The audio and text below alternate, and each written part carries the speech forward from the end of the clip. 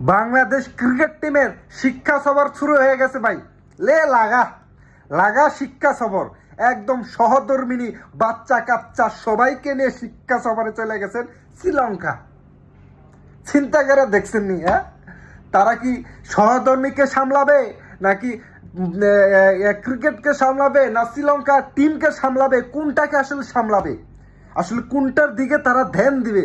বাংলাদেশের ক্রিকেট প্লেয়াররা তারা কোন দিকে ধ্যান দিবে? তাদের সহধর্মিনী তাদেরকে ধ্যান দিবে, না না না তাদের বাচ্চাদেরকে, মানে তাদের প্রতি ধ্যান দিবে, নাকি নাকি শ্রীলঙ্কা যে খেলাটা হবে সেইখানে মানে তাদেরকে সামলাবে? কোনটাকে আসলে সামলাবে এটা আসলে এখন বুঝতে পারতাছি না। বাংলাদেশের ক্রিকেট টিম এখন শিক্ষা সফরের জন্য সেরা রে।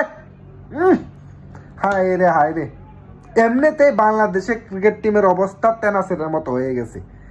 এই এই মুহূর্তে এসে তারা যে শিক্ষা সফরটা লাগাইছে এটা আসলে চিন্তার বাইরে ভাই।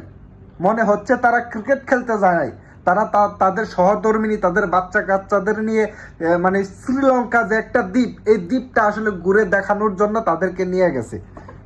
চিন্তা করে দেখেন, এই যদি ক্রিকেটের অবস্থা হয়, তাদের প্লেয়ারদের অবস্থা হয়, তাহলে একবার চিন্তা করে দেখেন যে বাংলাদেশ পরবর্তীতে কিভাবে এগিয়ে যাবে।